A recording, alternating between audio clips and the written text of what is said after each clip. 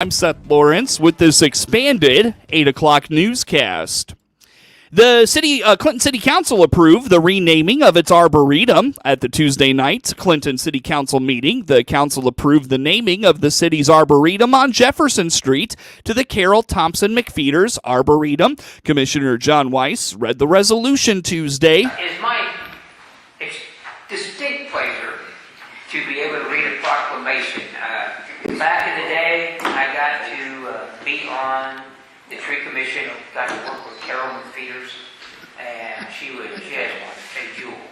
This says a lot about her, but it doesn't say really enough. There was a lot of things that she did behind the scenes that's not really listed here that really should have been, but it really is my pleasure to be able to read this.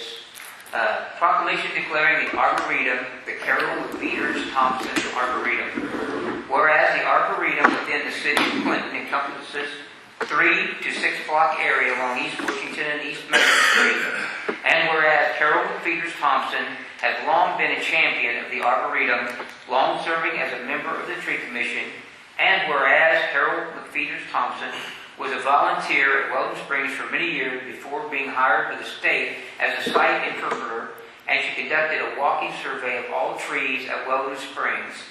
And whereas Carol McPheeters Thompson was heavily involved in teaching 2 to 3 generations of students at local schools everything they know about nature, participated in the Earth Day celebrations in those schools, and wrote a regular nature column in the Clinton Journal.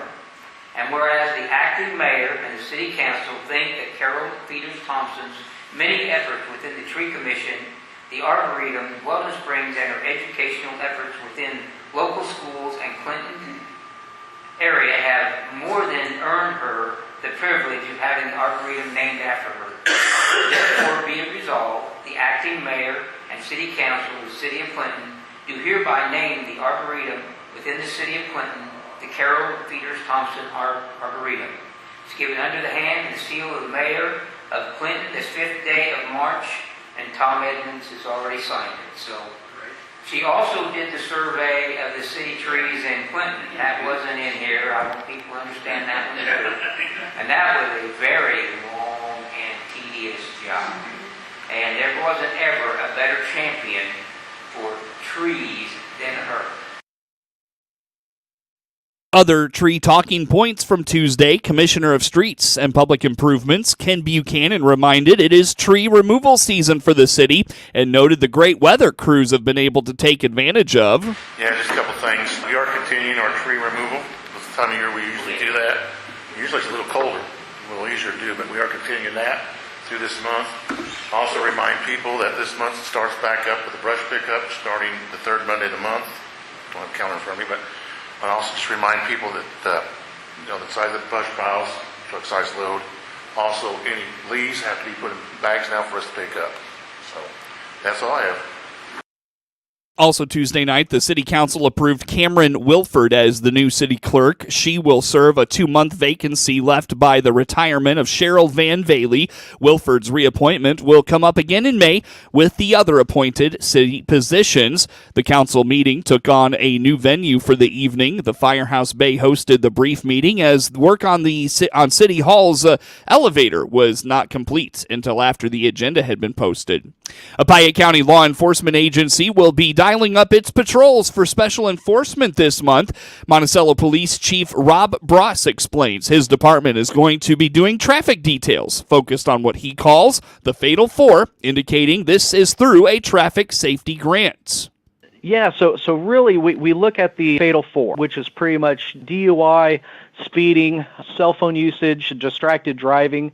Let's see, speeding, DUI, and seatbelts. Yeah. So those are the Fatal 4 that whenever you get a traffic safety grant, and what we've seen in all the studies of fatal accidents, those rise to the top each time as one of the problems with our fatal accidents. So we try to hit that pretty hard. And again, this isn't a money-generating endeavor. Mm-hmm. We just want people to be safe because obviously since COVID reared its ugly head, traffic fatalities have only gone up. I think we're still over 1,000 for the year of 2023. I would say 99.9% of those are all avoidable. If people just slow down, drove defensively, got off their phone, and just relaxed while they were driving, our fatalities, I bet you we could get to under 100 if we were just, stayed off the phone, stopped drunk driving, wore a seatbelt, and stopped speeding. We focus mostly on. In recent years, adding to the distracted driving conversation was the element of cell phones in vehicles. Now, Chief Bross indicates there's a new element to sobriety details with the legalization of adult use marijuana. There are field sobriety tests that we can, check and see if cannabis usage is one of the indicators for DUI. But it's one of those things we tell people, just like anything else, you have to be smart. If you're going to go out and enjoy adult beverage, you need to be smart about it. Have a designated driver. It's no different than if you decide to use cannabis, the edibles or whatever. Right. You need to make smart decisions. I'm not condoning their use, right, wrong, or indifferent. But if you're going to do that, you need to be smart. You need to have a designated driver, just like you would if you were having an office party at a bar. Chief Bross hopes you'll follow the Monticello Police Departments on Facebook. March is National Nutrition Month, and the St. Louis District Dairy Council has a unique tip for adding a superfood to your diet. Cottage cheese is growing in popularity, and on the WHOW Morning Show Tuesday, Monica Nyman with the St. Louis District Dairy Council told Regional Radio cottage cheese has a lot of versatility. Yeah, so we chose sort of cottage cheese to celebrate during National Nutrition Month because, like you said, it is growing in popularity. If you haven't noticed, if you're not someone who's on social media, I'll just share with you that the hashtag cottage cheese has over 250 million views, and sales of cottage cheese last year were up almost 16%. So this is no longer like your grandma or your great-grandma's, favorite thing to serve to you. I remember eating cottage cheese as a kid, and what people are doing with this base ingredient today is just amazing. All the different ways that they have found that it fits. A couple different reasons. Number one, St. Louis STLDairyCouncil.org has a great wealth of information about cottage cheese and its versatility. Get news anytime at DeWittDailyNews.com. Clinton is set to be one of downstate Illinois' fastest multi-gig cities thanks to Connexus. That's right, Connexus is completing installation of fiber internet in Clinton with residential speeds up to an astounding 5 gig.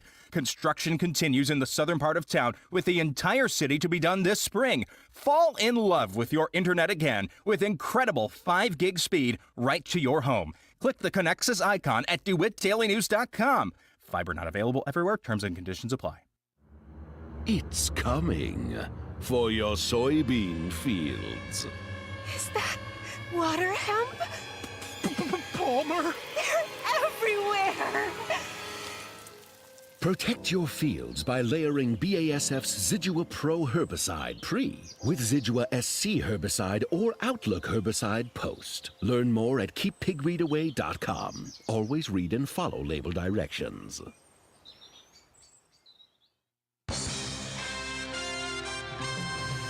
Time now for a look at sports. I'm Seth Lawrence with this report.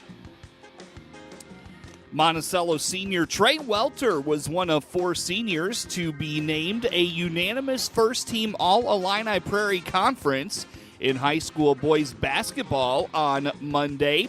Welter led the Sages to a 15-15 record in the 2023-24 basketball season. He was the team's leading scorer. Riley Weber from Pontiac, Tanner Jacob from St. Joe Ogden, and Henry Thomas from Tolono Unity were the first-team unanimous selections as well. Pontiac's Kerr Bauman and Prairie Central's Tyler Curl were also first-team selections in the Illini Prairie. The Maroa-Forsyth Trojans boys baseball team is quickly building a reputation. Football isn't the only sport that is perennially a force on the Illinois athletic landscape. After a state finals run in 2022, The Trojans' encore performance was another regional championship in 2023. Coach Sean Martin says coming into this year, they're going to have to see guys step up at certain positions. Yeah, it was a fun year. We won the regional. Evan Foster, our aide, threw a perfect game in the regional championship against a really good Williamsville team. So that was kind of a big deal to have a kid do that in a game with that, with all riding on that. So we lost 5 seniors from last year's team. All of them played, were a big part of the team. Evan, obviously, who is now pitching at the Naval Academy, is a big loss with what he did on the mound. Grant Reed was another big loss with pitching. So this year's team has a lot of returning defensive players and that have played a lot of baseball, a lot of experience. I would say where we're going to be inexperienced is pitching. We're going to have some young kids who have not pitched in varsity baseball yet step up and kind of be our horses for this year. So that's going to be kind of the big question mark. We should hit, we should field, and be solid defensively. This game all boils down to pitching. That's going to be the thing where we're going to be counting on some guys who have kind of unproven to this point, but we got a lot of confidence that they'll be fine and can eat up a lot of innings for us. Coach Martin indicates of the players they have returning, they do have some solid players that will lead the team this year. Well, Caden Meyer, he's been a 4-year starter. He will be a 4-year starter. Started as a freshman. He's going on to play college baseball. He's our shortstop, kind of our closer. He's been first-team all-conference all 3 years in high school, which is not easy to do as a freshman in our conference because it's really good baseball conference.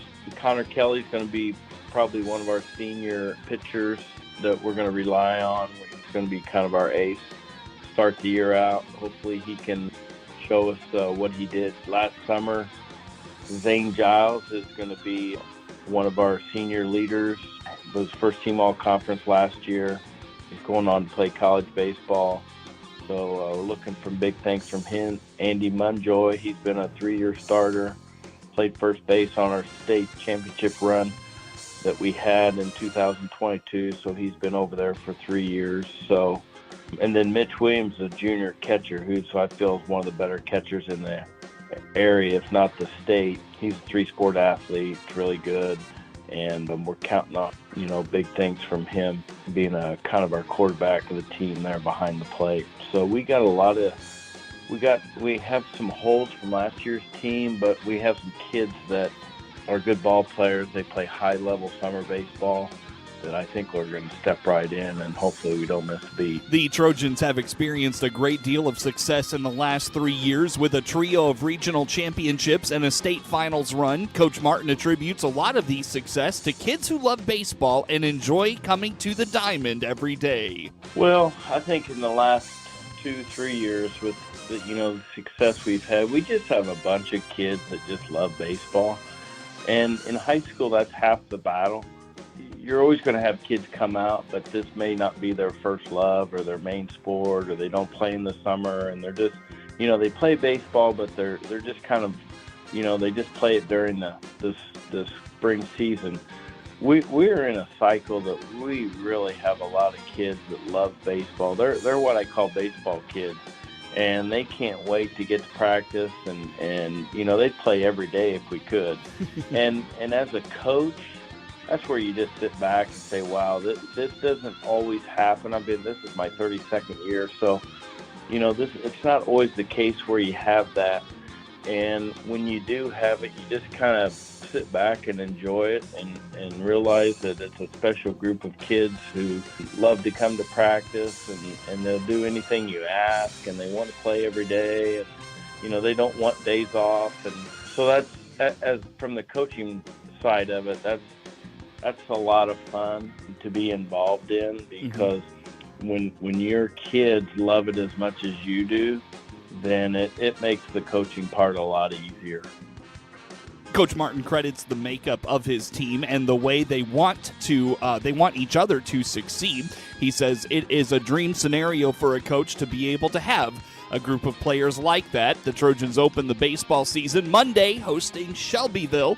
Maroa-Forsyth plays its varsity games in Forsyth Park. Zach Eady had 28 points and 8 rebounds, and number 3 Purdue rallied in the second half to top 12th-ranked Illinois 77-71 Tuesday night, becoming the first team in 17 years to win consecutive outright Big Ten regular season championships. Fletcher Lawyer had 16 points for the Boilermakers, who go to 27-3 overall and 16-3 in the Big Ten. They'd already clinched at least a share of their second straight conference title with Saturday's win over Michigan State. The previous Big Ten team to win back-to-back outright regular season crowns was the Ohio State Buckeyes in 2006 and 2007. Braden Smith had 13 points and 6 assists for Purdue, who improved to 7-0 against ranked opponents this season. Mason Gillis scored 10 off the bench. Lawyer hit a 3 with 3:08 left that put Purdue ahead for good, 67-66. That started a personal 7-point run that gave the Boilermakers a 71-66 lead with a minute 27 to go. Purdue outscored Illinois 43-31 in the second half and shot 8 of 10 on 3. Marcus Damask led second place Illinois with 20 points. Coleman Hawkins had 13 and 9 rebounds. Quincy Guerrier had 12 for the Fighting Illini, but Terrence Shannon Jr. had a season-low 11 points on 3 of 13 shooting and went 0 for 4 from 3. Illinois failed to score at least 80 points for just the first time in 9 games. They'll play at Iowa on Sunday. Nick Foligno scored one of Chicago's 4 power play goals as the Blackhawks ended a 22-game road losing streak with a 5-2 win over the Arizona Coyotes Tuesday night. Chicago, the NHL's worst team on the power play, was 4 for 5 with the man advantage, 1 on a 5-on-3 for its first road win since November 9th at Tampa. Seth Jones had 2 goals for the Blackhawks, including an empty netter with 28 seconds left. Arvid Soderblom stopped 37 shots. Jason Dickinson and Philip Karashev scored for Chicago, which had dropped 7 in a row overall, and Tyler Johnson had 3 assists, while Connor Bedard had 2. Nick Buttigieg had Michael Carson scored for Arizona. Connor Ingram had 27 saves. The Coyotes had some momentum on their side, returning to Mullet Arena after 2 straight road wins. Arizona watched it dissipate in the desert air with a parade to the penalty box. The Coyotes penalty killers, nor Ingram, were up for the challenge, matching the most power play goals allowed since the franchise moved from Winnipeg in 1996. The Blackhawks did little right in the first game of a back-to-back. They lost 5-0 at Colorado Monday. The Coyotes made the mistakes early, though, in Tuesday's game. Already on the penalty kill, Arizona was whistled for having too many men on the ice, giving the Blackhawks nearly 90 seconds with the 2-man advantage. Jones took advantage right before the first penalty expired, scoring from the left circle on a shot that deflected off Coyotes defenseman Troy Stetcher's stick. Jugstad tied it early in the second, beating Soderblom from the right circle on an odd man rush. Then the Coyotes made another mistake. Liam O'Brien was called for tripping less than a minute later, and Foligno converted on the power play, redirecting a pass from Bedard. Carson tied it again midway through the period, scoring from a tight angle after the puck bounced hard off the backboards.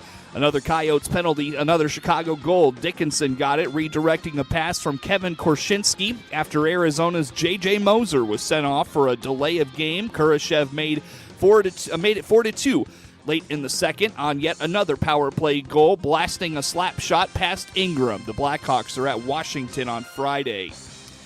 Bo Horvat scored the go-ahead goal early in the third, and the Islanders won their 4th straight, 4-2 over the Blues on Tuesday night. Kyle Palmieri, Jean-Gabriel Pageau, and Matthew Barzal scored for the Islanders, who move within 4 points of the Flyers for the 3rd spot in the Metropolitan Division, which would guarantee them a spot in the playoffs. Ilya Sorokin finished with 19 saves and improves to 5-1 since the 6-5 overtime loss to the Rangers in the Stadium Series game at MetLife Stadium back on February 18th. Horvat broke a 2-all tie with an incredible individual effort as he moved around Blues defenseman Nick Leddy, corralling his own rebound and buried a wraparound to give the Islanders a 3-2 lead 55 seconds into the third. Barzal added an empty netter in the final minutes. Alexei Toropchenko and Jordan Kyrou scored for the Blues, who had won their last two. Rookie goaltender Joel Hofer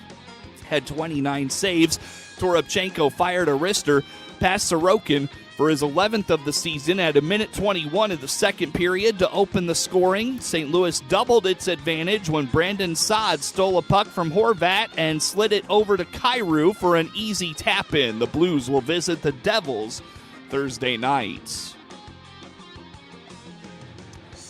Get sports anytime from your computer or mobile device at DeWittDailyNews.com.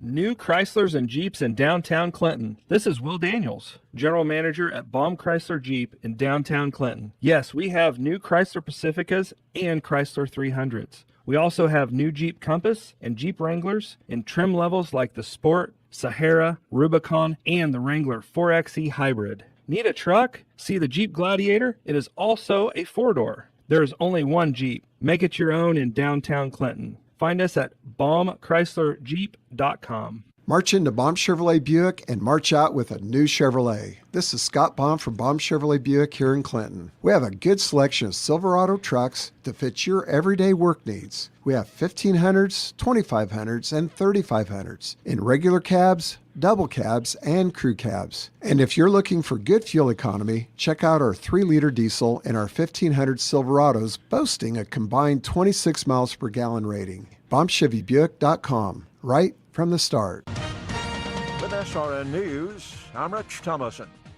We expect to hear from Nikki Haley within the hour, and what we expect to hear is that she is suspending her quest for the Republican presidential nomination. Haley won just a single state, Vermont, in yesterday's Super Tuesday contest, while former President Trump took everything else. President Biden also won all of his races on the Democrat side, except for one in American Samoa. Mr. Biden did not give a victory speech. Instead, he issued a statement condemning former President Trump as a threat to democracy.